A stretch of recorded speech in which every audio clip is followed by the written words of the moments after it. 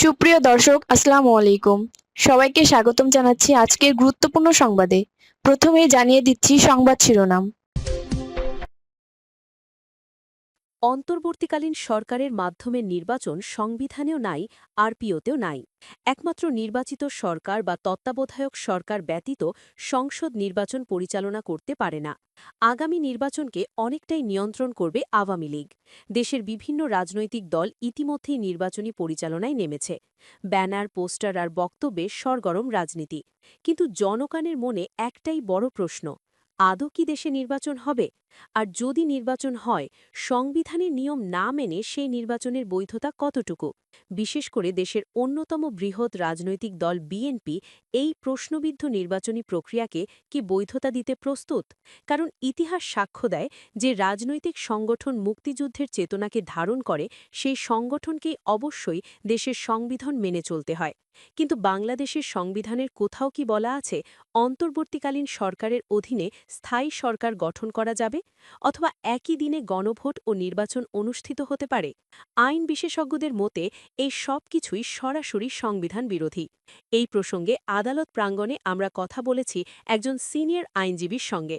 তিনি স্পষ্ট ভাষায় বলেন, সংবিধানের বাইরে গিয়ে কোনো সরকার বা নির্বাচনই বৈধতা পেতে পারে না।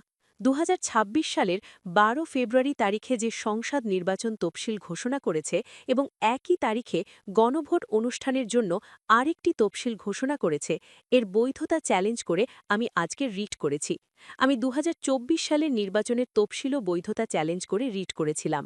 ২০১৮ সালের তফসিলও বৈধতা চ্যালেঞ্জ করে রিট করেছিলাম। ২০১৪ সালের নির্বাচনের তফসিল ঘোষণা রিট করেছিলাম। আজকে ২০২৬ সালের সংসদ নির্বাচন এবং গণভোট নির্বাচন একই দিনে, এর বৈধতা চ্যালেঞ্জ করে আজকে রিট করেছি। এবং এই দুটি তফসিল কেন অবৈধ ঘোষণা করা হবে না, এই মর্মে আদেশ চেয়েছি এবং রুল নিষ্পত্তি না হওয়া পর্যন্ত এই গণভোট এবং সংসদ নির্বাচনের তফসিল স্থগিত চেয়ে রিট করেছি। এখানে আইনি যুক্তি হইল, আমাদের গণপ্রজাতন্ত্রী বাংলাদেশ সরকারের সংবিধানে কোথাও গণভোটের বিধান নাই এবং অন্তর্বর্তীকালীন সরকারেরও কোনো বিধান নাই। এবং যে কোনো সাংবিধানিক বিষয় নির্বাচন অনুষ্ঠান করতে হলে সংবিধানে থাকতে হবে এবং রিপ্রেজেন্টেশন পিপলস অর্ডার 1972, যেটা আরপিও, সেখানেও থাকতে হবে। কিন্তু গণভোট এবং অন্তর্বর্তীকালীন সরকারের মাধ্যমে নির্বাচন সংবিধানেও নাই, আরপিওতেও নাই। একমাত্র নির্বাচিত সরকার বা তত্ত্বাবধায়ক সরকার ব্যতীত সংসদ নির্বাচন পরিচালনা করতে পারে না। এদিকে রাষ্ট্রপতি মোহাম্মদ শাহাবুদ্দিন চুপ্পু বর্তমান নির্বাচন ও প্রশাসনিক কর্মকাণ্ড নিয়ে প্রকাশ্যে খুব একটা কথা না বললেও গণমাধ্যমের এক সাক্ষাৎকারে তিনি স্পষ্ট করে জানিয়েছিলেন, জনগণের সমর্থন ছাড়া কোনো ব্যক্তি বা সরকার বাংলাদেশের সংবিধান অনুযায়ী দায়িত্বে থাকতে পারে না। এমন সরকারের অধীনে অনুষ্ঠিত নির্বাচনও বৈধ নয়। আমাদের সংবিধানের যেটা কেয়ারটেকার গভর্নমেন্টের কথা তারা বলতেছে, সেটা কিন্তু পঞ্চদশ সংশোধনের মাধ্যমে 58C of the constitution has already been annulled, সেটা অলরেডি বাদ পড়ে গেছে। এখন সেই জায়গায় যাওয়ার আর তো কোনো সুযোগ নাই।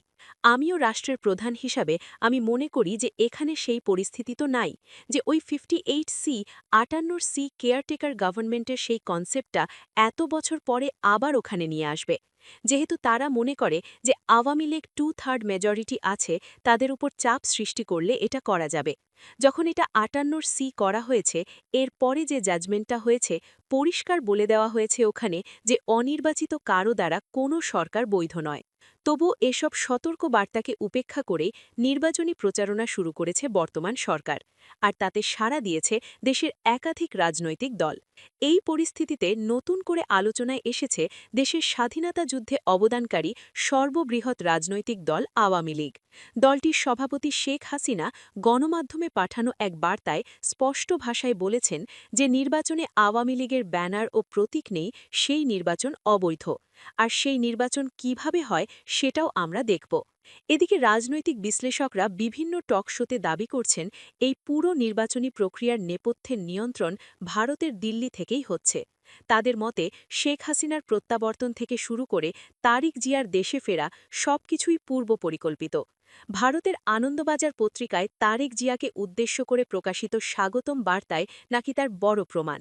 সবশেষে রাজনৈতিক বিশ্লেষক, সমন্বয়ক ও সহ সমন্বয়করা গণমাধ্যমে একের পর এক সাক্ষাৎকারে বলছেন, এই নির্বাচন দিন দিন একমুখী হয়ে উঠছে। একটি দলকে যেভাবে আনকন্ডিশনালি যেভাবে সাপোর্ট দিয়ে যাচ্ছে, যে আচরণ, সেটি আমাদেরকে আহত করছে। এভাবে যদি চলতে থাকে তাহলে এই সরকারি অর্থ অপচয় করে এই নির্বাচনের কোনো প্রয়োজন নেই।